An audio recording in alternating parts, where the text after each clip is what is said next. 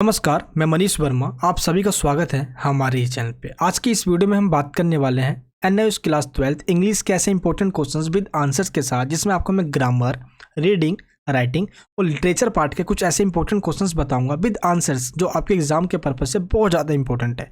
और आपको ये भी समझा दूंगा कि पैसेज कैसे करना है, राइटिंग सेक्शन में जो भी क्वेश्चन आ जाए उनको सोल्व कैसे करना है, ग्रामर में जो भी क्वेश्चन आएगा तो ग्रामर को कैसे करना है। तो इस तरीके से आपको आज जो भी मैं बताने वाला हूँ, ये अक्टूबर 2021 में जो क्वेश्चन पेपर आया हुआ है, इसको जस्ट हम पूरा सोल्व करेंगे और आपको मैं ये बता दूंगा कि किस तरीके से आपको ये पूरा पेपर करना है।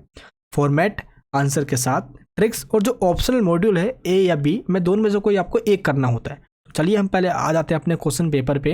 और ये जो क्वेश्चन पेपर ये repeat as it is same नहीं होता, लेकिन इनमें जो लिटरेचर का पार्ट है, जो बुक से क्वेश्चन पूछे जाते हैं, तो लिटरेचर वाले जो क्वेश्चन होते हैं ये रिपीट हो भी सकते हैं, बट ये पैसेज हो गया रीडिंग सेक्शंस के या राइटिंग सेक्शंस के, ये जस्ट वो चेंज कर देते हैं, लेकिन इनको करने का तरीका एज इट इज सेम होता है। तो ये जो फर्स्ट क्वेश्चन है ये आपका पैसेज आया हुआ है, और ये पैसेज किसी और दुनिया से उठा कर नहीं देते, ये पैसेज आपकी एनएस बोर्ड की जो बुक है इंग्लिश की, ये इसमें से उठा कर दे देते हैं। ये देखिए, ये है chapter number 9, my son will not be a beggar we.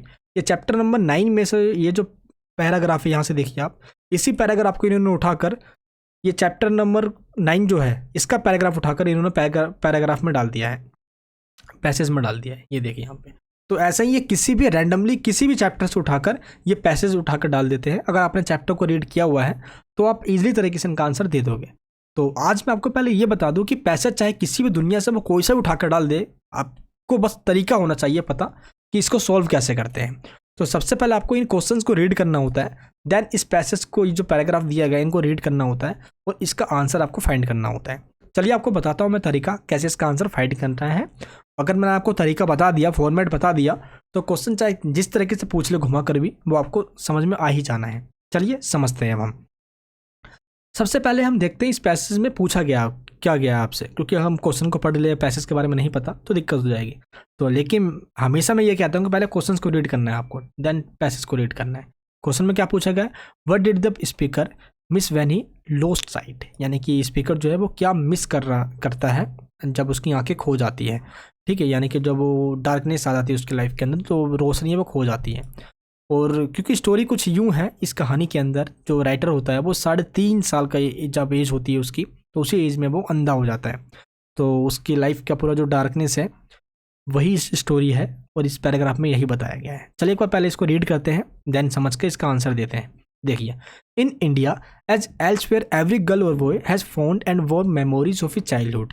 जो एक चाहे लड़की हो या लड़का हो, भारत के अंदर सभी को अपनी बचपन की कहानी या मेमोरीज याद रहती है। और कब की मेमोरीज होती है ये, from the day he begins to talk his mother and father, जब अपने मम्मी या पापा से बोलना स्टार्ट कर दे। Invariably a child learns and recognize the faces of his mother and father. वो अपने माता पिता के जो फेस है, चेहरे हैं, उनको पहचानने लग जाता है। ऑफ सिस्टर एंड ब्रदर्स, जो उनके साथ खेलते हैं। यहाँ तक तो हमें समझ में आ गया, क्योंकि आज मेरे साथ या आपके साथ, हम सभी के साथ एक कहानी जुड़ी हुई है बचपन की।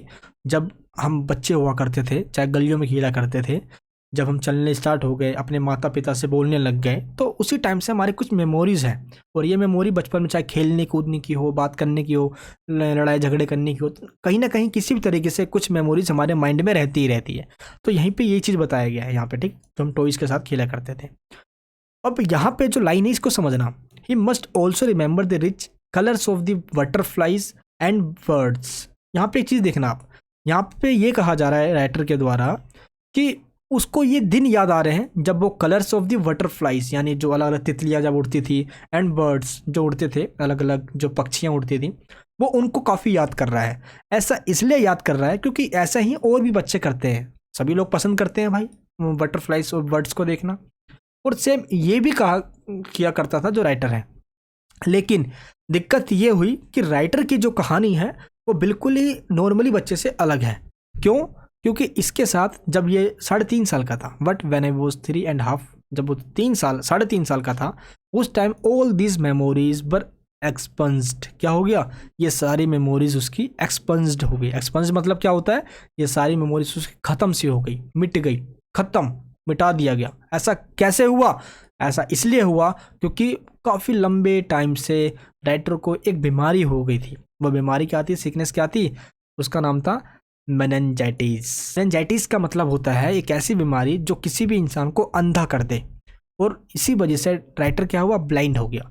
और इस ब्लाइंडनेस के वजह से उसको जो ब्लाइंड ने उसको डार्कनेस कर दिया उसकी ज़िंदगी में, और बचपन से ही उसकी ज़िंदगी पूरी एक डार्कनेस की रही, अंधेरापन की रही। तो उसको ये अब यहाँ पे कहना चाह रहा है कि जैसे नॉर्मली सभी बच्चों की मेमोरीज होती है, वैसे उसकी मेमोरीज नहीं रही। उसके मन में कलरफुल तरीके से बटरफ्लाइज होंगे, वर्ड्स होंगे जैसे बच्चे देखने चाहते हैं, बट उसके मन में वैसा कुछ ही नहीं रहा। उसके लिए तो हमेशा एक फोर सेंस बन के रह गई दुनिया उसकी। फोर सेंस क्या बताता है, वो ये बताता है कि कलर्स एंड फेसेस जो कुछ कुछ हल्के से हैं, but light and darkness, darkness में ही उसकी ज़िंदगी अब निकलने वाली है, क्योंकि वो एक ब्लाइंड हो गया है। तो एक ब्लाइंड पर्सन की इसमें कहानी है। और अब इसको पढ़ते हैं जरा, हम क्वेश्चंस को देखते हैं। What did the speaker miss when he lost site? जब उसने अपनी साइट यानी जब रोशनी खो दी तो किस चीज़ों को मिस करता है? ये देखिए, मिस मतलब रिमेंबर, तो वो मिस करता है colours of the butterflies and words. ठीक है, तो बटरफ्लाइज एंड बर्ड्स की जो कलर्स है वो उनको मिस करता है। तो सिंपल एक एक सेंटेंसेस में इनका आंसर देना है आपको। नेक्स्ट क्वेश्चन क्या है, what illness does the speaker was suffering from? को सिंपल इसका आंसर देना है, the speaker was suffering from meningitis. ये देख लीजिए, यानी कि उसको मेनिंजाइटिस हुआ पड़ा था जिसकी वजह से वो ब्लाइंड हो गया था। ठीक है, ये हो गया। एंड थर्ड क्वेश्चन है, what are the four senses he mentions? इसने कौन से फोर सेंसेस को मेंशन किया है? फोर सेंसेस उसके लिए क्या थे? ये देखिए यहाँ पे बताया हुआ इसने, colours and faces and light and darkness, यही इसके लिए फोर सेंसेस थे, ये बताया हुआ है। एंड फोर्थ जो क्वेश्चन है ये सेनोमस पे आया हुआ है। सेनोमस मतलब प्राइवेसी शब्द, आपने देखा होगा। सेम इसी वर्ड का सिमिलर वर्ड आपको बताना होता है। Pick out the word from the extract which are similar in meaning to the following expression, यानी कि आपको एक वर्ड दिया गया है ऑलमोस्ट ऑलवेज, आपको इसका सिमिलर वर्ड बताना है। तो ऑलमोस्ट ऑलवेज जो है ये यूजली या कॉमनली वर्ड के लिए यूज किया जाता है। तो ऑलमोस्ट ऑलवेज में आप सिमिलर वर्ड बताओगे यूजली या कॉमनली। क्लियर है, आप यूजली भी बता सकते हो। और जो क्वेश्चन फर्स्ट है, तो इस तरीके से आपको आंसर, पहले आपको सिंपल क्वेश्चंस को रीड कर लेना है, देन पैसेज को रीड करना है और उसका आंसर यहाँ पे देना है। तो बहुत अच्छे तरीके से आपको आंसर मिल जाएगा, बस पैसेज समझ में आ जाना चाहिए हमें। एक बार दो बार पढ़िए, बट अच्छे से पढ़कर फ्री के मार्क्स होते हैं ये, इनको ले लीजिए। तो जो क्वेश्चन फर्स्ट होता है इसमें आपको दो पैराग्राफ दिए जाते हैं। पहला होता है ए सेक्शन, तो हमने ए तो कर लिया भाई ये वाला सोल्व, और इसके बाद आपको दिया जाता है बी। तो ये दोनों ही करना कंपलसरी होता है, ये देख लीजिए, क्योंकि जो ए है इसमें भी दो पैराग्राफ है। पहला हमने ये देख लिया, ये वाला जिसमें जो ब्लाइंड वाला है, और दूसरा यहाँ पे और में और दिया गया था। दोनों में से कोई आप एक कर सकते हो, इसके आपको मिलेंगे 4 मार्क्स, और 4 मार्क्स मिलेंगे आपको सेक्शन बी वाला करने के लिए। ये देखिए यहाँ पे बी वाला पैराग्राफ है, सेम जैसे मैंने आपको फॉर्मेट बताया यहाँ पे, सेम आपको इसी तरीके से रीड करना है। फिर क्वेश्चंस के आपको पूछे जो गए हैं उनका आंसर दे देना है। पैराग्राफ में चाहे कुछ भी दे दे, पहले क्वेश्चंस को रीड कीजिए आप, फिर आप पैराग्राफ को रीड कीजिए, और जहाँ पे भी लगे कि ये इसका आंसर है उसको फटाफट अंडरलाइन कर लीजिए और उसको अपने आंसर शीट में लिख दीजिए। याद रहे कि ऐसा ना हो कि जस्ट आपको कोई एक वर्ड मिला और आपने यहाँ से लेकर यहाँ तक टिक लगा दिया, कोई बड़ा बड़ा सेंटेंसेस उसको लिख दिया, ऐसा नहीं। जस्ट आपको 1 मार्क्स में 1 या 2 सेंटेंसेस में आंसर देना होता है। ठीक है, ज़्यादा बड़ा होगा आंसर तो आपको मार्क्स नहीं मिलेगा। तो कोशिश ये करना जितना भी ब्रीफ हो उतना ही आपको आंसर देना है।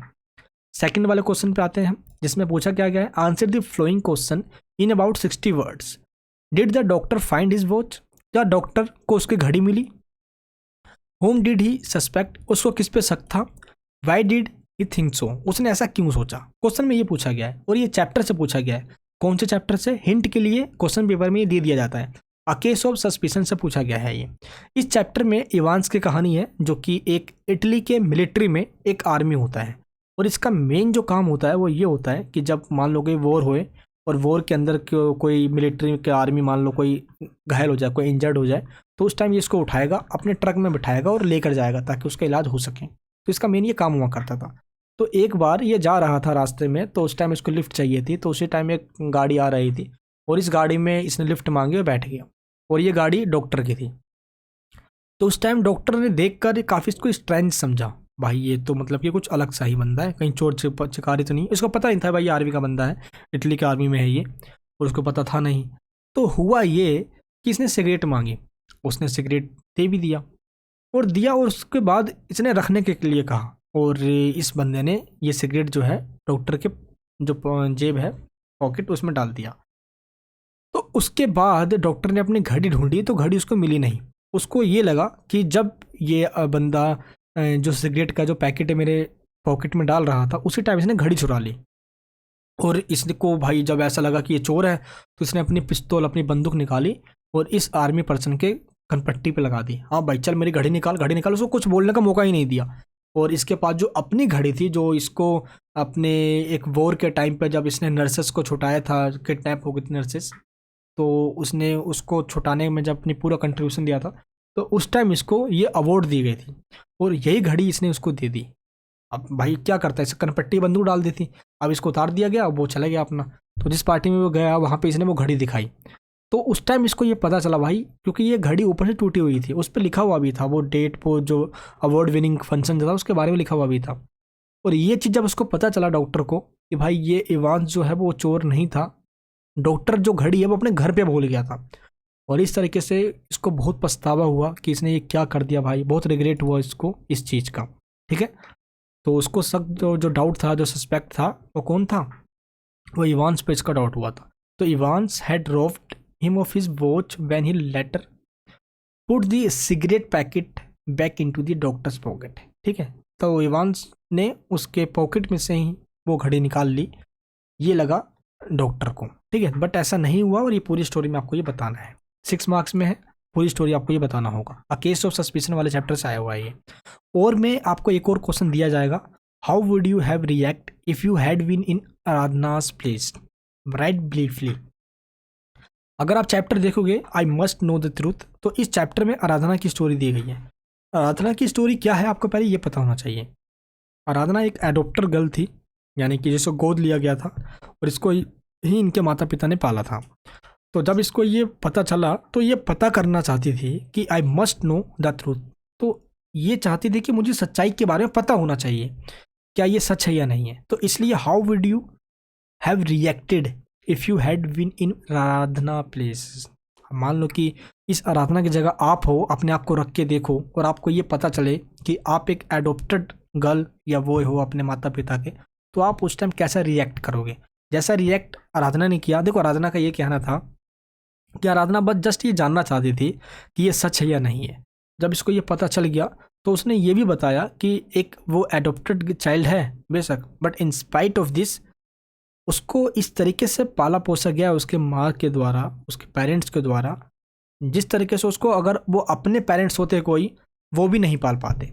तो उसने कहा कि मुझे बहुत प्यार मिला है, आ लॉट्स ऑफ लव इन्होंने मुझे दिया है और ये चीज़ मेरे लिए बहुत बड़ी बात है। तो इस तरीके से मैंने आपको यहाँ पे एक हिंट दे दिया है। तो कुछ आंसर्स आपको इसका हिंट तरीके से आपको दिया है मैंने और इस चैप्टर से पूछा गया है। स्टोरी पता होगा, अब बना के भी लिख दोगे।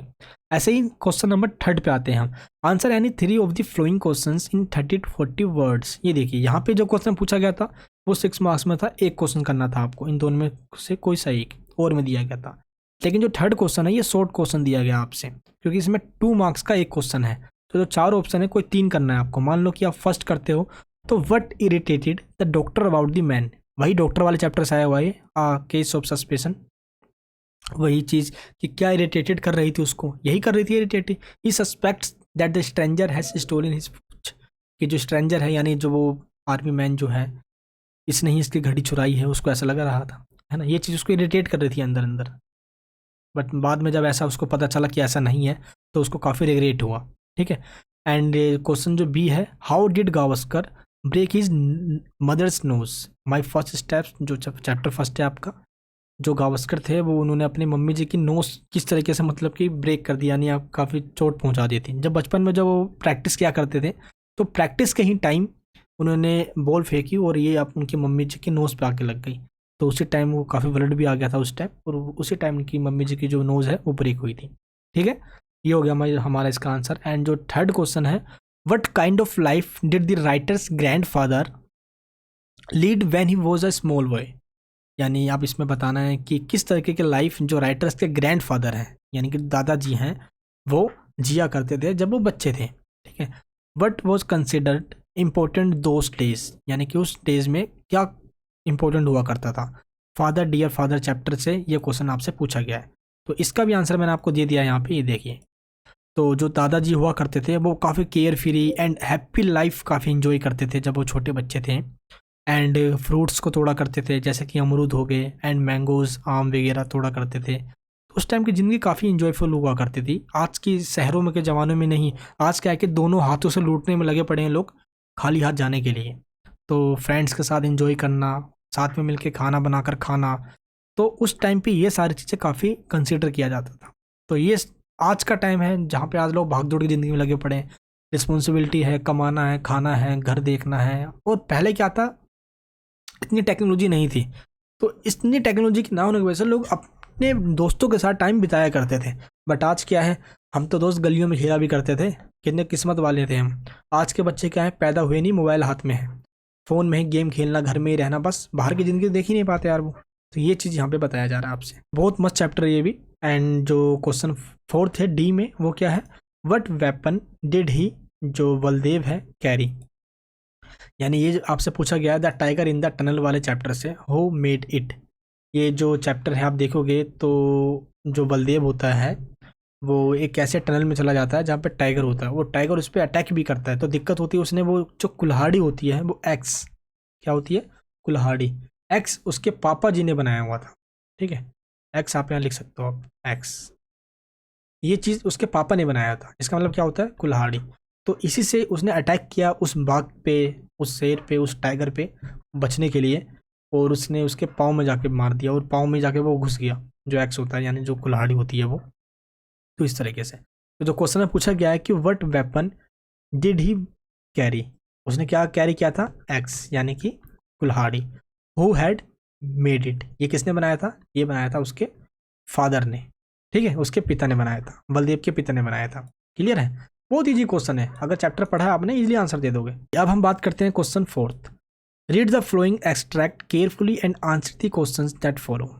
आपको यहाँ पे एक स्टैंजा यानी कि पोयम में से दिया गया है, आप यहाँ से देखिए। और ये पोयम कहाँ का है, ये पोयम है लेजर पोयम का, ये आपके बुक में है, लेजर एक पोयम है, उसमें से ये स्टैंजा उठा के दिया गया है। इस स्टैंजा में क्या पूछा गया है, पहले आपको इसको अच्छे से केयरफुली रीड करना है आपको।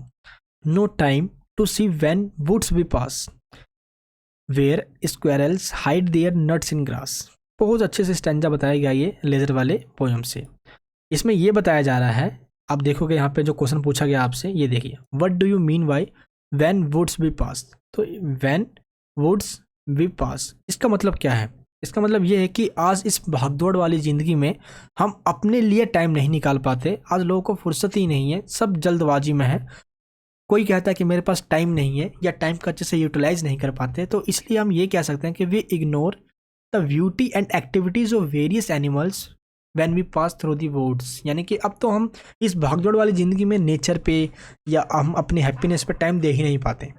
सदियों बीत जाते हैं अपने आप से बात किए हुए, हम अपनी फैमिलीज तक को भी टाइम नहीं दे पाते। तो यही चीज़ बताया गया इस स्टैंजा लेजर वाले चैप्टर में, यानी कि पोएम के अंदर। ठीक है, ये चीज़ समझ में आ गई आपको। तो जस्ट आपको इनको रीड कर लेना है यहाँ पे, और क्वेश्चन देख के इनका आंसर आपको ध्यान रखना है, इसमें से नहीं लिखना होता।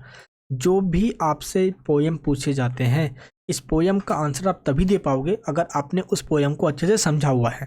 तो जो जो पोएम इसमें आए हुए हैं, जस्ट लेजर वाले पोएम को पढ़ लीजिए, एंड और भी कुछ पोएम मैं आपको बताऊंगा, उनको अच्छे से रीड कर लेना आप। ठीक है, तो ये आपका हो गया यहाँ पे पोएम का स्टैंजा। जस्ट इनको रीड कीजिए, फिर जो आपसे क्वेश्चन पूछे गए हैं उनका आंसर दे दीजिए। तो इस तरीके से आपको क्वेश्चन रीड करके स्टैंजा को रीड कर लेना है। उसके बाद अपने ही तरफ से बनाकर आपको आंसर लिखना होता है, इनमें से आपको लाइन नहीं लेना होता। ऐसा नहीं है कि आपको जैसे पैसेज में देखते थे हम, यहाँ से लेकर यहाँ तक इसका आंसर हो गया, यहाँ से लेकर इसका आंसर हो गया, ऐसा नहीं होता इसमें। ठीक है, ये चीज़ आपको ध्यान रखना है। एंड इसके और में भी दिया गया है, जो अभी आपको अच्छा लगे, द रोड नोट टेकन, ये भी पोएम काफ़ी बेहतर है, आप इसमें से भी ले सकते हो। जो भी आपको अच्छा लगे, आप दोनों में से कोई एक आपको अटैम्प्ट करना होता है। एंड अब आ जाते हैं अपने हम क्वेश्चन नंबर 5 पे। Read the passage given below and answer the questions that follow.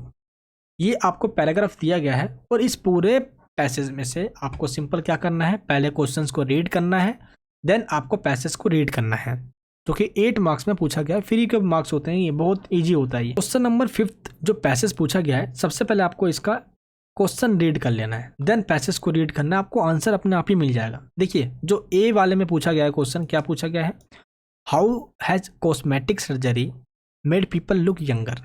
यानी किस तरीके से कोई कॉस्मेटिक सर्जरी करवा ले तो कोई यंगर यानी कि यंग लगने लग जाता है। तो कैसे, आपको मेथड बताना है। तो ये चीज़, इसका आंसर यहाँ पे दिया हुआ है ऑलरेडी, ये देखिए आप, कोई कॉस्मेटिक सर्जरी करवाता है तो वो उसके जो रिंकल्स होते हैं वो रिमूव हो जाते हैं। एंड इसी तरह के जो जो उसके हेयर ड्रेसर हैं वो काफ़ी मतलब बेहतर लगने लग जाते हैं, और बाल भी डाई हो जाती है, हेयर भी डाई हो जाती है, और यूथफुल कलर करवा लिया जाता है। लेकिन यहाँ पे ये भी बताया गया है कि we can not remain young for ever, हम हमेशा यंग नहीं रह सकते, ये नेचर का नियम है। ये चीज़ ज़रूर है कि आज काफ़ी एडवांस मेडिसिन आ गई है जो ऐसा पॉसिबल कर देती है, बट हमेशा के लिए नहीं। तो ये चीज़ यहाँ पे आपको बताया गया। तो यहाँ पे सिंपल इसका आंसर हो गया ये, ठीक है। तो इस तरीके से आप जस्ट इसको रीड कीजिए क्वेश्चंस को, और इसके आंसर्स आप सिंपल इस पैराग्राफ में से उठाकर दे दीजिए। तो ये पैसेज काफ़ी ईजी होता है, ठीक है। एंड जो 6th क्वेश्चन देखोगे ये भी 8 मार्क्स में आया हुआ है, इसमें भी जस्ट आपको यही करना है। जैसे कि देखोगे पहला क्वेश्चन क्या है, what happens when you sneeze, क्या होता है जब आप छींक मारते हो, छींकते हो, क्या होता है ये। तो आप देखोगे तो इस पूरे पैसेज को आप जैसे यहाँ पे 2-3 लाइन भी रीड करोगे, जैसे आपको फर्स्ट क्वेश्चन का आंसर आपको मिल जाएगा। जैसे हमने क्वेश्चन को रीड किया, क्या होता है जब हम छींकते हैं, तो सिंपल ये देखिए, your body is trying to get rid of bad things in your nose such as bacteria. क्या होता है, हमारी जो बॉडी है वो कोशिश करती है उन चीज़ों को बाहर निकालने की जो हमारे नाक के थ्रू, यानी कि जो हमारे जो बैक्टीरियाज होती है, तो वो बैक्टीरिया क्या होती है बाहर निकल जाती है। तो ये हमारी बॉडी कोशिश कर रही होती है इस टाइम जब हम स्नीज कर रहे होते हैं, ठीक है। तो ये चीज़ हमें समझ में आ गया। वैसे ही सेम सेकंड क्वेश्चन रीड कीजिए, वही चीज़ आपको इसमें आंसर मिल जाएगा, उनका आंसर दे दीजिए। तो बहुत ईजी होता है, पहले क्वेश्चंस को रीड करना है, देन आपको पैराग्राफ को रीड करना है।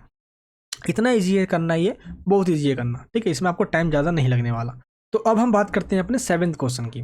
Read the passage given below and complete the statements that follow. यहाँ पे आपको कुछ पैराग्राफ दिया गया है, ये देखिए यहाँ तक पैराग्राफ दिया गया है, इसके बाद आपको फिल इन द ब्लैंक्स दिए हुए हैं। अब जरा इसको अगर आप रीड भी करते हो तो आपको रीड करना है सिंपल यहाँ से, people in the mountains call it कल्प्रिक्स। यहाँ से आप देखोगे तो यहाँ पे बात हो रही है कि अच्छा लोग हैं जो माउंटेन्स की बात कर रहे हैं, यहाँ पे कल्प्रिक्स माउंटेन्स की बात चल रही है ना, और च्यूर की बात चल रही है। च्यूर ट्री का नाम है एक, जो कि कॉमनली फुलवारा के नाम से भी जाना जाता है, और इसको नेपाल या भोपाल जो बंगाल में है वहाँ पे पाया जाता है। और आप देखोगे नेपाल और भोपाल में तो मिलता है ये, और इसको इंडिया के अंदर अलग नाम से जाना जाता है, जिसका नाम क्या है, इंडियन वाटर ट्री। इंडिया में इसको इंडियन वाटर ट्री के नाम से जाना जाता है, जिसको नेपाल के अंदर च्यूर कहा जाता है, ठीक है। अब जरा हम पैसेज पे आ जाते हैं अपना। देखो यहाँ पे लाइन दिया गया है ना, एंड इस प्रोड्यूस ऑयल सीड्स, ये हमें ऑयल सीड्स प्रोड्यूस करके देता है, एंड इससे हमें जूस भी मिलती है, एंड जगैरी मिलती है, ठीक है। अब देखिए, अब हम पैराग्राफ को रीड करते हैं।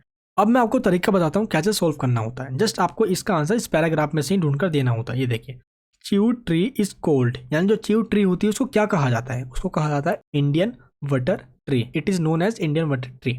अब इसके बाद आते हैं विकोज। ये देखिए, इसके बाद आपको कहीं भी लाइन मिल जाएगी इंग्लिश में लिखी हुई, अगर इंग्लिश नहीं भी आती है तो भी इसका बच्चा आंसर दे देगा आराम से।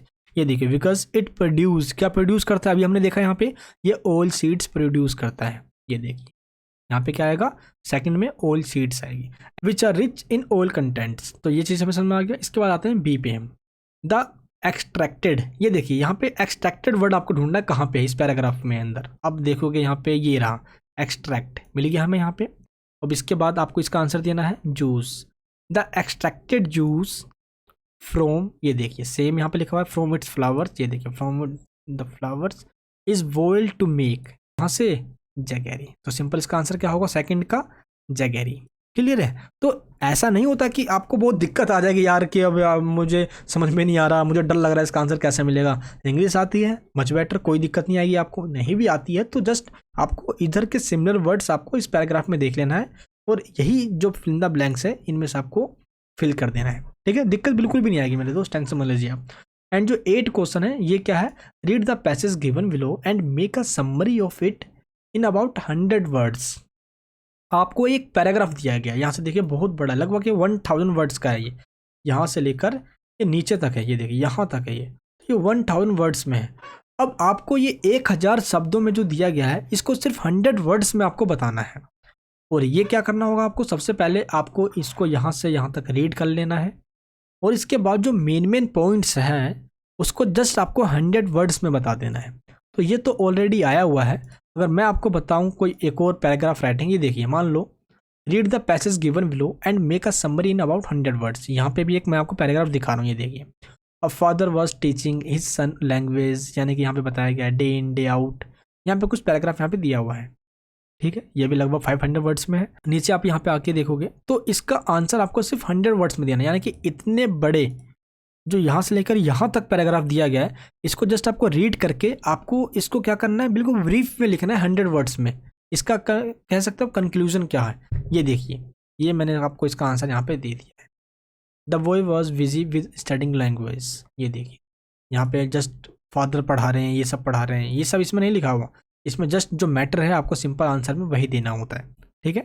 तो इसका आंसर आपको इस पैराग्राफ में से कुछ कुछ लाइन उठा के दे दीजिए, और जो आपने समझा उसको बनाकर भी आप इसको पैराग्राफ में जब आप ब्रीफली में इसको लिखोगे तो उसका आंसर आप दे सकते हो, ठीक है। तो ये होता है हमारा पैराग्राफ राइटिंग। तो इसमें क्या होता है, इसमें जो लॉन्ग पैराग्राफ है इसको हमें जस्ट रीड करना है और इसको जस्ट 100 वर्ड्स में शॉर्ट में हमें लिखकर इसका आंसर देना होता है, बिल्कुल ब्रीफ में। इसको मिलेंगे आपको पूरे 5 मार्क्स अगर आप ऐसा अच्छे से प्रेजेंट कर देते हो आंसर। कुछ लाइन आप पैराग्राफ से उठा लीजिए और कुछ लाइन अपने तरफ से ऐड कर दीजिए जो आपको समझ में आया इस पैराग्राफ को पढ़ने के बाद, तो बहुत अच्छे तरीके से आप आंसर दे दोगे। चलिए अब हम बात करते हैं अपने क्वेश्चन नंबर 9 की। Fill in the blanks in the following sentences with appropriate forms of the verbs within brackets. तो एक बार मैं आपको बताता हूँ, बाकी और आप भी मुझे कमेंट बॉक्स में बताना करके, ठीक है। पहले आपको जो ब्रैकेट में दिया गया है इनको यहाँ पे आपको फिल करना है, ये देखकर कि फर्स्ट फॉर्म आएगी, थर्ड फॉर्म आएगी या सेकंड फॉर्म आएगी, और इसके साथ क्या हेल्पिंग वर्ब आपको लगाना है। ये चीज़ आपको अपने आप ही पहचानना होगा। देखो टुमारो यानी कल की बात की जा रही है, यानी फ्यूचर की बात की जा रही है, तो आई के साथ सिंपल विल आता है। आप इसके साथ सेल भी लगा सकते हो, dates up to you, no problem. तो tomorrow I will go for an entrance test at DPS school. Clear, समझ में आ गई है। तो कल मैं जाऊँगा एंट्रेंस देने के लिए DPS स्कूल में। क्लियर है यहाँ पे। तो यहाँ पे जो दिया गया है, फिर से आपको यहाँ पे दिया गया इफ़ आई, क्लियर यहाँ पे लिखा हुआ है दैट टेस्ट, ठीक है। तो यही चीज़ आप देखोगे तो फिल इन द ब्लैंक्स में तभी आप फिल कर पाओगे जब आपको वर्ब की फॉर्म प्लस हेल्पिंग वर्ब के बारे में पता हो। तो ये जो क्वेश्चन नंबर 10 है फिल इन द ब्लैंक्स से, ये भी सेम ही है। इसमें आपसे कहा गया है कि पैसिव फॉर्म भरना है आपको। पैसिव फॉर्म का मतलब होता है जो फर्स्ट फॉर्म है उसको आपको थर्ड फॉर्म में चेंज कर देना है। वर्ब की जो थर्ड फॉर्म होती है उसमें चेंज करना है।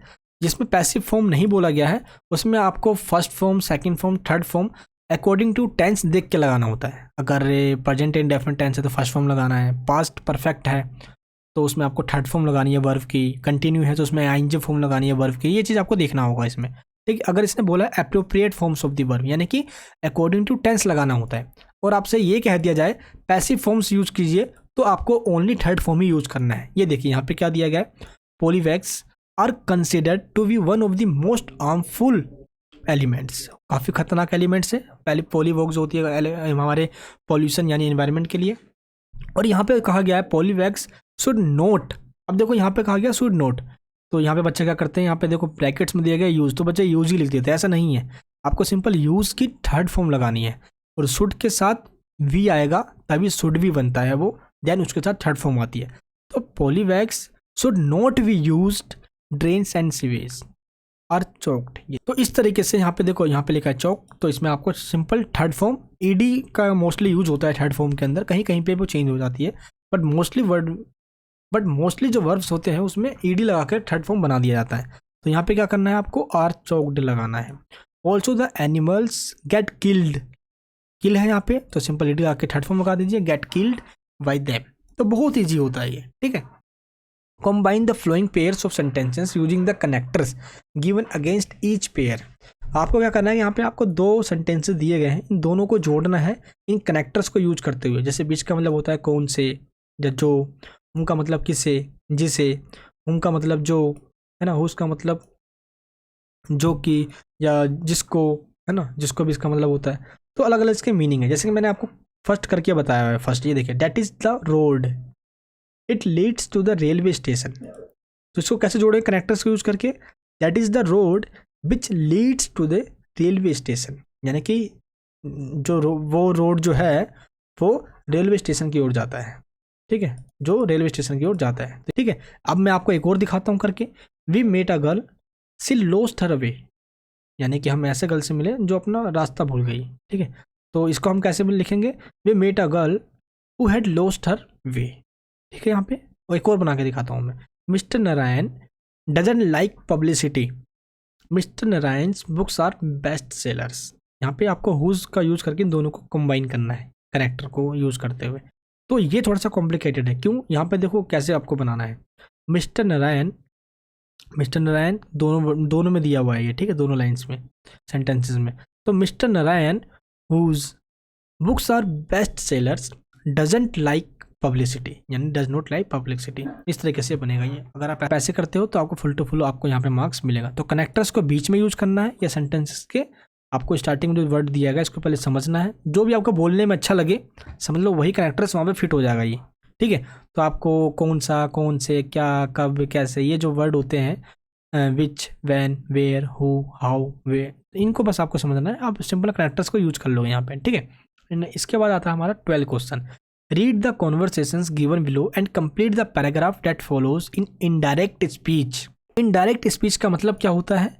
जो डायरेक्ट बात की गई है उसको किसी और पर्सन को जाके जब कहते हैं हम तो उसको इनडायरेक्ट स्पीच कहा जाता है। मान लो मदर और सैयदा, इन दोनों के बीच में बात हो रही है, या आपको मैं एग्जांपल देता हूँ एक और अच्छे तरीके से ताकि समझ में आ जाए। ये देखिए, मान लो कि एक टीचर और स्टूडेंट के बीच में स्कूल में बात होती है। कहाँ पे? स्कूल में बात होती है। टीचर ने कुछ स्टूडेंट को कहा है, मान लो टीचर ने कहा स्टूडेंट को कि आप बहुत अच्छे हो, और ये जो बच्चा है ये घर पे जाकर किसी और थर्ड पार्टी को बताता है। तो ये बात अब हो गई इनडायरेक्ट। डायरेक्ट का मतलब जब टीचर और स्टूडेंट दोनों के बीच में बात हो रही है तो उसको कहा जाता है डायरेक्ट, और इन दोनों में से बच्चे ने किसी और को जाके बताया, इसको कहा जाता है इनडायरेक्ट। और अब क्या करना होता है हमें? सबसे पहले यहाँ पे कुछ सेंटेंसेस हमें दिया होता है, जैसे कि मदर और शायद इन दो यहाँ पे जने हैं, इन दोनों के बीच में बात हो रही है, और ये जो वर्ड है, ये जो सेंटेंस है, ये टोटली डायरेक्ट में बात हो रही है। Are you not going for your English tuition, ये हो रही है डायरेक्ट में बात। अब इसको इनडायरेक्ट में आपको चेंज करना होता है। ऐसे ही मैंने एक और यहाँ पे लिया हुआ है जो कि आपको मैं करके यहाँ पे दिखाने वाला हूँ, डायरेक्ट और इनडायरेक्ट, जिससे कि आपको दिक्कत यहाँ पे ना है। ये देखिए, ये लिया मैंने एक इनडायरेक्ट स्पीच। तो कॉन्वर्सेशन में आपको यहाँ पे करके बताता हूँ एक बार कि कैसे आपको इसका आंसर देना है। ये देखिए, रीना का यहाँ पे क्या कहना है, I called you yesterday, where were you, मैंने कल तुम्हें कॉल किया था, तुम कहाँ थे। अब यहाँ पे आर्या का कहना है, I went to visit my grandmother, why did you call, मैं अपने ग्रैंड मदर यानी दादाजी के पास गई हुई थी, तुमने कॉल क्यों किया था। अब रीना का यहाँ पे कहना है, I call to tell you that our results will be out next week, जो हमारा रिजल्ट है वो नेक्स्ट वीक डिक्लेयर होने वाला है, ठीक है, यानी कि नेक्स्ट वीक आ जाएगा, ये है मेन। तो आर्या का यहाँ पे कहना है, आर यू श्योर, क्या तुम श्योर हो। तो रीना यहाँ पे कहती है, I saw the news in yesterday's newspaper. और ये जो बात हुई है टोटली इन दोनों के बीच में बात हो रही है, जो कि डायरेक्ट स्पीच में माना जाता है ये। अब इसको ही इनडायरेक्ट स्पीच में आपको चेंज करना है। ये देखिए, रीना टोल्ड आर्या डैट, यहाँ पे क्या आएगा, ये देखिए, रीना ने आर्या से कहा, क्या कहा, सी हैड कॉल्ड हर, यानी कि उसने कल कॉल किया था, क्लियर यहाँ पे। और and asked her where she had been, यानी वो कल कहाँ पे थी, यानी कहाँ गई थी। तो यहाँ पे जवाब दिया था आर्या ने, आर्या टोल्ड हर डैट, क्या कहा था, she went to visit her grandmother and inquired why she had called, ठीक है, यानी कि यहाँ पे जो इसका फिल इन द ब्लैंक्स है, यहाँ पे क्या आएगा, सी वेंट टू विजिट हर। देखो इनडायरेक्ट स्पीच में क्या होता है ना कि जो हेल्पिंग वर्ब है वो चेंज हो जाती है, जैसे कि इज एम आर है वो वाज वर्ब में चेंज हो जाएगी, विल वुड में चेंज हो जाएगी, ठीक है, कैन कुड में चेंज हो जाएगी। तो अलग अलग ये जो हेल्पिंग वर्ब है ये चेंज हो जाती है, ठीक है। तो ये चीज़ आपको ध्यान रखना है। एंड जो ऑप्शन सी है इसमें क्या आएगा, call to tell her that their result would be out next week. तो वुड किसी में चेंज नहीं होता है, वुड सेम रहता है, वुड बी की जगह वुड बी ही आएगा। एंड इसके बाद है, when Arya asked whether she was sure, Reena told her that she saw the news in the previous day's newspaper. जो यस्टरडे है डायरेक्ट स्पीच में, वो इनडायरेक्ट में प्रीवियस डेज में चेंज हो जाता है, क्लियर है यहाँ पे। तो इस तरीके से आपको ये बताना होता है इनडायरेक्ट स्पीच में। मैंने इसके ऊपर वीडियो बनाया हुआ है, आप देखना चाहते हो इस वीडियो को, मैंने आपको फॉर्मूले बताए हैं कि किस फॉर्मूले को यूज़ करके हम डायरेक्ट को इनडायरेक्ट में चेंज कर सकते हैं। तो उसके लिंक मैंने नीचे वीडियो के डिस्क्रिप्शन बॉक्स में आपको दे दी है, जिसमें आपको मैंने टेंस, मोडाल्स, डायरेक्ट और इनडायरेक्ट स्पीच के बारे में आपको बताया हुआ है। ये चीज़ आपको हमेशा ध्यान रखना है कि जो इनडायरेक्ट स्पीच में जो वर्ब्स की फॉर्म आती है वो ऑलवेज थर्ड फॉर्म आती है, हमेशा थर्ड फॉर्म उसमें यूज किया जाता है, क्लियर है यहाँ पे। तो ये हो गया हमारा कॉन्वर्सेशन। तो सिंपल दो जने के बीच में जो बात होती है वही आपको फिल इन द ब्लैंक्स में बना कर देंगे, और इसी को जस्ट आपको सेंटेंसेस को इनडायरेक्ट स्पीच में आपको फिल इन द ब्लैंक्स में फिल करना होता है। अब इसके बाद 13 जो क्वेश्चन होता है, इसके अंदर आपको पैराग्राफ दिया जाता है। Write a paragraph of about 100 words on any one of the flowing topics. आपको इन तीनों में से किसी एक टॉपिक पे आपको पैराग्राफ लिखना है, जिसको हम निबंध भी कहते थे, ऐसे टाइप में आपको लिखना है। ये देखिए, जैसे exercise is good for health, next girl education makes family grow better, villages are free from pollution. तो ये 3 दिया गया है, तीन में से जो भी आपको अच्छा लगता है वो आप कर सकते हो। ऐसे ही सेम इसी तरीके से कोई अलग टॉपिक भी आपसे पूछा जा सकता है, तो आपको अलग अलग करंट टॉपिक पे आपको प्रिपेयर कर लेना चाहिए। जैसे टेररिज्म हो गया, करप्शन हो गई, है ना। तो अलग अलग टॉपिक जो है आपको उन पे थोड़े से जो सोल्ड पैराग्राफ होंगे उनको थोड़ा रीड कर लेना चाहिए, जिससे कि लिखते टाइम आपके हाथ ना रुके और आप लिखते रहो। ठीक है, मैंने यहाँ पे पैराग्राफ लिखा हुआ है, girl education makes family grow better. अगर एक गर्ल को एजुकेशन मिलती है तो वो ना जाने कितने ही जनरेशन को एजुकेट कर सकती है। तो ये काफ़ी इंपॉर्टेंट टॉपिक है, इसके ऊपर मैंने यहाँ पे आपको लिख के दिया है। तो ऐसे ही आपको लिखना होता है। जस्ट अगर मान लो अगर आप किसी टॉपिक पे लिख रहे हो तो पहला इतना बड़ा एक पैराग्राफ बनाओ, फिर उसको चेंज करके फिर नेक्स्ट पैराग्राफ में कुछ नेक्स्ट बातें कहो आप। ठीक है, मेन बॉडी बताओ, फिर एंड में बेनिफिट्स वगैरह भी बता दो, कुछ कंक्लूजन दे दो। बीच में अगर कोई आपको क्रिटिसिज्म करना है तो क्रिटिसिज्म भी कर सकते हो। एक अच्छा सा आपको पैराग्राफ रेडी करना होता है। ठीक है, इस तरीके से आपका ये पैराग्राफ बनता है। 14 क्वेश्चन में आपसे लेटर पूछा गया है। Write a letter to the collector of your district to provide more drinking water facility in your district. यानी कि जो आपके डिस्ट्रिक्ट कलेक्टर जो IAS ऑफिसर है आपके डिस्ट्रिक्ट के, आपको उनको एक लेटर लिख के बताना है कि जो ड्रिंकिंग वाटर है फैसिलिटी वो आपके एरिया में बहुत मतलब कि दिक्कत आ रही है, उसमें आपको और ड्रिंकिंग वाटर फैसिलिटी चाहिए, यानी सप्लाई अच्छे से हो सके। तो आपको उनको कुछ सजेशन देना है। ठीक है, और आपका नाम है अजीत कुमार, आपका जो घर का एड्रेस है वो 12A मॉडल टाउन आगरा में आप रहते हो। तो लेटर का फॉर्मेट होता है सेंडर, यानी जो भेजने वाला है उसका एड्रेस आएगा पहले, डेट, फिर ये सब आएगी है इसमें, और इस तरीके से आपको बताना होता है। सब्जेक्ट सर, मेन बॉडी जिसमें इंट्रोडक्शन, मेन कंटेंट लिखे हुए, कंक्लूजन और एंड करे हुए कुछ बहुत अच्छे लाइन के साथ, थैंकिंग यू, और एंड में आप अपना नाम लिखोगे जो आपको दिया जाता है। ये देखिए यहाँ पर दिया ना अजीत कुमार, ये आपको नेम लिखना होता है। तो इस तरीके से ये दिया गया है। मैंने काफ़ी सारे यहाँ पे लेटर दिए हुए हैं। ये देखिए, आप इस लेटर के फॉर्मेट को देखिए, आप इस फॉर्मेट में भी लिख सकते हो। सबसे पहले आपका आएगा यहाँ पे एड्रेस, देन डेट आएगी। ये देखिए एड्रेस, फिर डेट, फिर आपको जिसको लिखना है ये लेटर, तो हमें लिखना है डिस्ट्रिक्ट कलेक्टर को, तो हमें यहाँ पे लिखेंगे डिस्ट्रिक्ट कलेक्टर। आपका एड्रेस आगरा है तो यहाँ पे सिंपल आप आगरा लिख दोगे। ठीक है, जो क्वेश्चन में दिया गया है, जो दिया जाएगा आपको सिंपल वही लिखना है। मैं तो जस्ट एक एग्जांपल दिखा रहा हूँ आपको। तो जिस चीज़ के लेटर आप लिख रहे हो उसी का एक आपको सब्जेक्ट डालना होता है, ड्रिंकिंग वाटर फैसिलिटी, ये आपको यहाँ पे लिखना है। जस्ट एक छोटा सा एक सब्जेक्ट यहाँ पे डाल देना है। उसके बाद सर लिखकर आपको सिंपल इस तरीके से कुछ लाइन्स लिखनी है, प्रॉब्लम बतानी है, सजेशन देना है, थैंक यू लिखकर, और इस तरीके से ये बताकर आपको अपना नाम लिख देना है, सिंपल। ठीक है, तो काफ़ी सारे यहाँ पे लेटर्स दिए हुए हैं, आप इन लेटर्स को भी रीड कर सकते हो। मैं लिंक दे दूँगा डिस्क्रिप्शन में, जिससे कि आपको जस्ट सॉल्व लेटर पढ़ के जाना है, जिसमें कोई वर्ड्स वोकेबलरी जो है आपके माइंड में रहे इंग्लिश के एग्जाम के टाइम। क्लियर है यहाँ पे? चलिए, आई होप आपको टॉपिक की समझ में यहाँ पे आ गया है। नेक्स्ट जो 15 क्वेश्चन है वो क्या है? Read the following passage carefully, make notes in points only using appropriate headings and सब हेडिंग्स, प्लीज यूज एक रिकॉग्नाइजेबल एब्रीविएशन। आपको यहाँ पे एक बिल्कुल पैराग्राफ दे दिया गया, लगभग 1000 से 1200 वर्ड्स में ये पूरा पैराग्राफ दिया गया है। इसको सिंपल आपको रीड करके आपको इस पूरे पैराग्राफ को शॉर्ट नोट्स में कन्वर्ट करना है। नोट मेकिंग का जो फॉर्मेट है आपको, चलिए पहले ये समझा दूं मैं। सबसे पहले पैसेज को रीड करने के बाद आपको एक टाइटल निकालना होता है। पैसेज में जो वर्ड सबसे ज़्यादा रिपीट हो रहा हो या जिस टॉपिक पे बात हो रही हो, यही टाइटल बनता है। तो सबसे पहले आपको टाइटल लिखना है।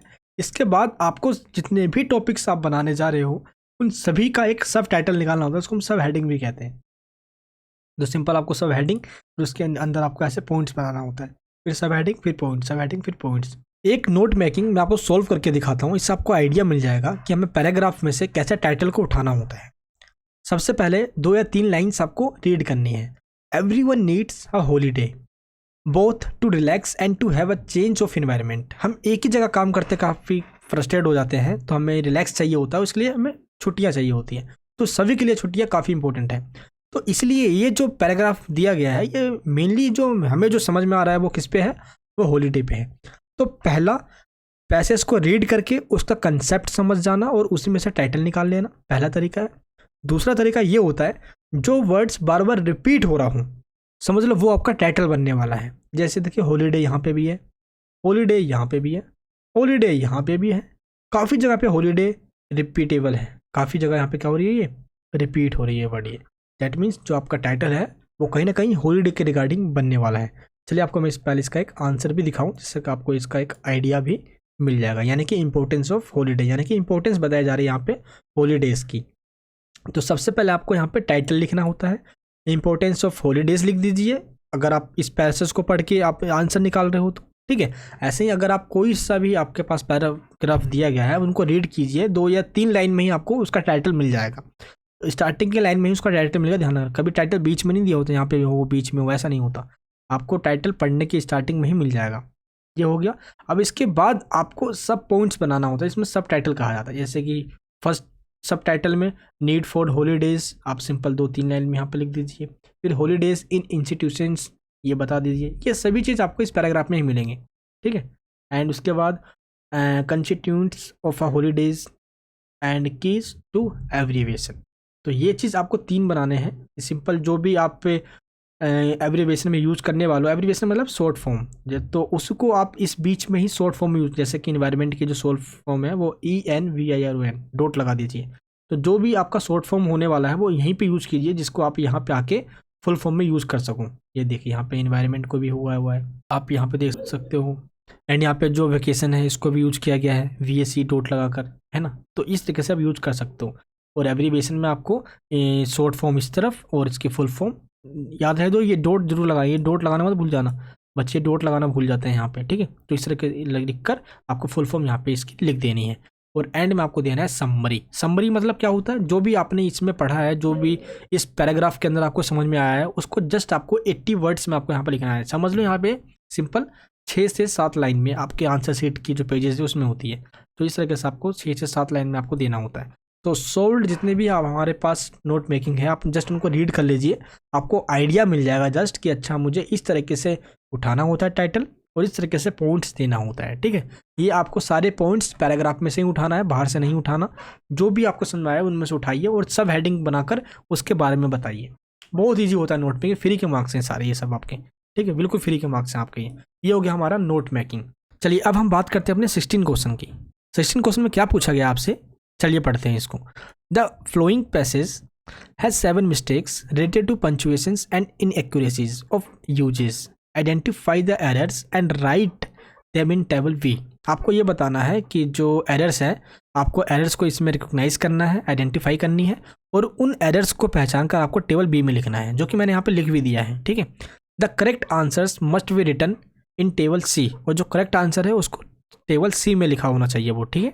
तो इसमें ये बता रहा है जो फर्स्ट जो ऑप्शन है यानी जो फर्स्ट है ये ऑलरेडी करके दिया हुआ है जिससे आपको आइडिया मिल जाए, और ऐसा ही आपके एग्जाम में भी दिया हुआ होता है। ये जो A लगा है A की जगह यहाँ पे द आएगा, द सन, आसन नहीं होता, द सन होता है, ठीक है। ये सिंपल है। अब इसके बाद आप पढ़ोगे the moon and all this objects, जो दीज है दीज की जगह पे दोज आएगा, क्लियर है। ये चीज़ पढ़ना आपको, दीज वे दोज वो, ठीक है। ये चीज़ हमें पता होना चाहिए। कनेक्टर्स में हम जब यूज़ करते हैं, डिटर्मिनेंट्स में हम इनको यूज़ करते हैं तो इजीली हमें बिल्कुल समझ में आ जाएगा और आप इनको यूजेस भी सीख पाओगे, ठीक है। ये हो गया। एंड आप इसमें और देखो ये जो बॉडीज़ है इसकी जगह पे ये आएगा फुल फॉर्म बॉडीज़, ठीक है, कैपिटल्स में। एंड इसके बाद यहाँ पे आप देखोगे जो मेन यहाँ पे ऑफ, डबल ऑफ यूज किया गया, they are made up of gases, तो ये ना आएगा, यहाँ पे आएगा सिंपल ऑफ, यानी कि यहाँ पे डबल F जो यूज़ किया गया है ये नहीं आएगा यहाँ पे, ये एरर्स है इसके अंदर। एंड इसके बाद देखिए they had there, they had नहीं आएगा, they have their own heat, तो जो सूरज है उसके पास अपनी हीट है, ठीक है, तो हैड उसके पास होती है वो, हैड ना आकर यहाँ पे हैव आएगा, ठीक है। They have their own heat and light. And इसके बाद देखिए आप यहाँ पे क्या है, यहाँ पे लिखा हुआ नाइट स्काई इज ना आकर यहाँ पे आ रहेगा। उसके बाद यहाँ पे देखिए विच दे इमिट इन लार्ज अमाउंट्स, यहाँ पे एस नहीं आएगा, यहाँ पे सिंपल अमाउंट आएगा, क्लियर है। तो ये चीज़ आपको पहचानना है, काउंटेबल नॉन काउंटेबल। एंड यहाँ पे आपको ऑफ में एंड हैव कहाँ आएगा एंड दीज दोज कहाँ आएगा, ये चीज़ अगर आपको समझ में आ गया तो आप इजीली ये कर लोगे, ठीक है। तो ये चीज़ आपको करके देना है सिंपल। इसमें आपको फिल इन द ब्लैंक्स में अगर आप देखोगे उसमें भी कुछ ऐसे ही पहचान के हमें उसमें लिखना होता है। तो ये चीज़ अगर आप कर ले तो थोड़ी प्रैक्टिस, तो इसलिए आप आराम से ये भी कर लोगे, ठीक है। तो सेक्शन ए हमारा कंप्लीट होता है 16 क्वेश्चन तक। तो सेक्शन ए में जो 16 क्वेश्चन है इस पर थोड़ा प्रैक्टिस करना आप। और इसमें जो डिटर्मिनेंट्स हैं जैसे कि डोज, ऑफ, हैव, कुछ इनका मतलब समझ लेना कि इनका मतलब कहाँ होता है, इनको कहाँ यूज़ करना है हमें specially. And countable, non countable nouns वगैरह क्या होते हैं ये। और ये चीज़ मैंने ऑलरेडी आपको समझाया हुआ है अपनी ग्रामर्स के वीडियोस के अंदर, जो कि मैंने आपको लिंक दिया है डिस्क्रिप्शन में, आप उसको देख सकते हो। तो ये हो गया हमारा 16 क्वेश्चन। बी कॉलम में एरर्स और सी कॉलम में हमें जो इसका करेक्ट आंसर है हमें वो बताना होता है। क्लियर है? चलिए, तो ये हमारा ए जो पार्ट है, ए सेक्शन, ये हमारा कंप्लीट होता है। मैंने आपको पूरा इसमें प्रॉपर तरीके से समझा दिया है कैसे क्या करना है। लिटरेचर पार्ट भी समझा दिया मैंने आपको। प्लस मैंने जो लिटरेचर के क्वेश्चन जो हैं, जो बुक से पूछे जाते हैं, मैंने कुछ क्वेश्चंस बनाए हुए हैं यहाँ पे, ये देखिए।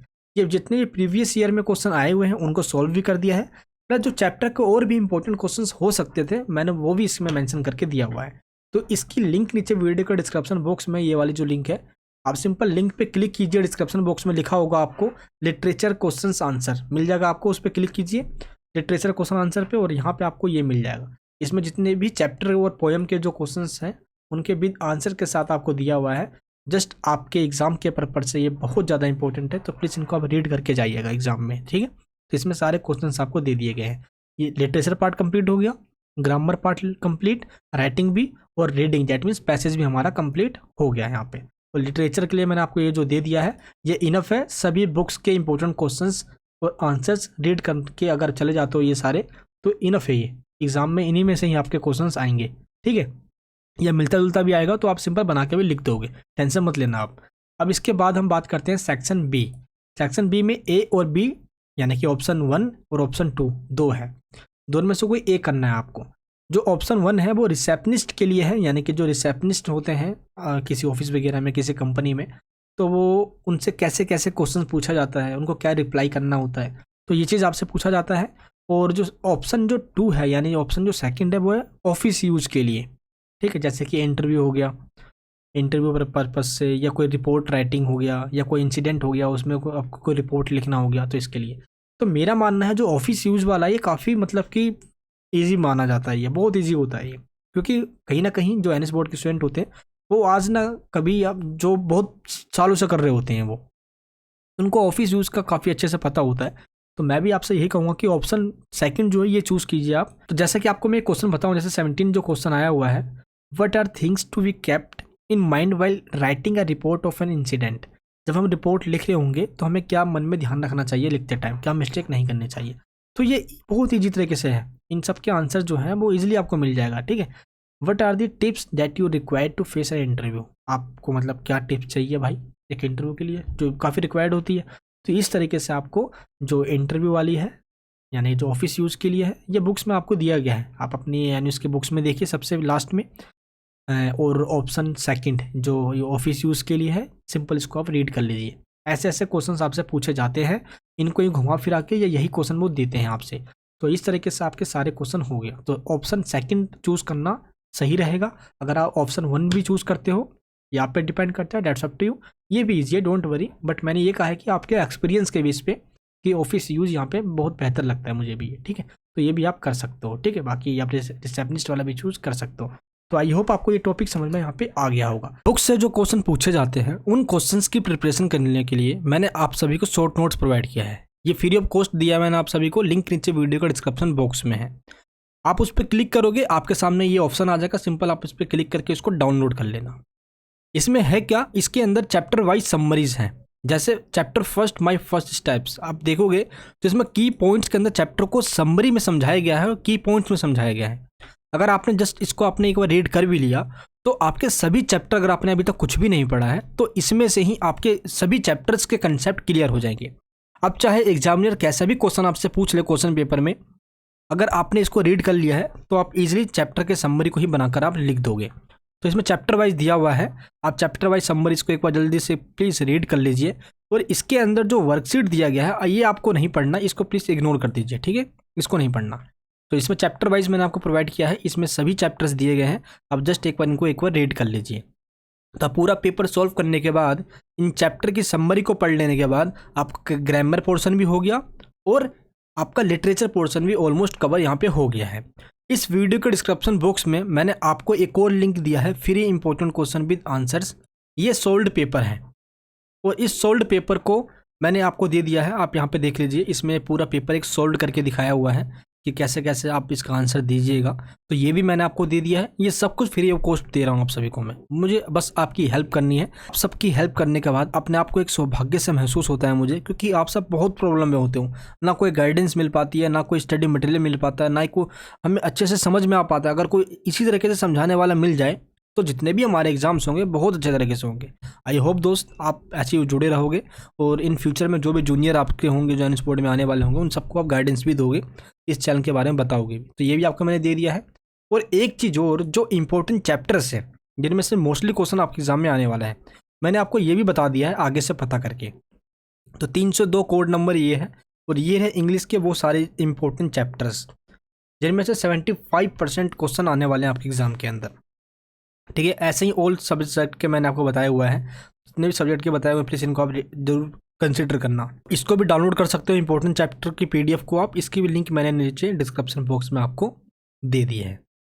अब इसके बाद एक चीज़ मुझे आपको और बताना है कि एग्ज़ाम के अंदर वो सब कुछ मैंने आपको बता दिया। अब रिपोर्ट राइटिंग आ, जैसे रिपोर्ट तो हम पास्ट इंसिडेंट पे लिखते हैं, जो पास्ट में जो भी इंसिडेंट हो जाए हम उस पर लिखते हैं। लेटर वगैरह आपको बता दिया, जॉब लेटर भी आ सकता है। ठीक है, लेकिन एक चीज़ और, जो ईमेल राइटिंग भी एग्जाम में पूछा जा सकता है आपसे। तो ईमेल राइटिंग, जैसे हम कभी भी किसी को ईमेल भेजते हैं उसमें पहले फॉर्म आता है ना, तो पहले फॉर्म में आपको अपना ईमेल बताना है। फिर जिसको ईमेल करना है उसका ईमेल यहाँ पर डालना है। फिर सब्जेक्ट लिखकर इस तरीके से आपको एक टॉपिक पे मेल लिखने के लिए बोला जा सकता है क्वेश्चन में। तो इसका फॉर्मेट सिंपल ये होता है। आप कभी कहीं सोचो भाई ये अलग से तो नहीं आ गया। अब मान लो आपसे डायलॉग आ जाए, तो डायलॉग में भी मैंने अपनी प्रीवियस वीडियोस में बताया हुआ है डायलॉग, रिपोर्ट राइटिंग। तो इसके लिए आप मेरी ये वाली वीडियो देख सकते हो, ये वाली जो वीडियो अपलोड हुई थी। ठीक है, ये पे जो पहले अभी अप्रैल 2022 में जिन्होंने एग्जाम दिया है उनके लिए वीडियो बनाया था मैंने। तो उसके अंदर मैंने और भी रिपोर्ट राइटिंग वगैरह काफ़ी कुछ इसमें समझाया हुआ है। तो इस वाले वीडियो का डिस्क्रिप्शन में लिंक दिया हुआ है। ठीक है, ये सेकंड पार्ट है इस वाले वीडियो का। सेकंड पार्ट को जरूर देख लेना आप। क्लियर है? तो मैंने जितनी भी चीज़ें आपको बताई है उन सभी को डिस्क्रिप्शन में मैंने आपको लिंक दे दिया है। आई होप आपको ये टॉपिक अच्छे से समझ में आ गया होगा। इंपॉर्टेंट क्वेश्चंस भी आपको मैंने दे दिया जो कि लिटरेचर से हैं।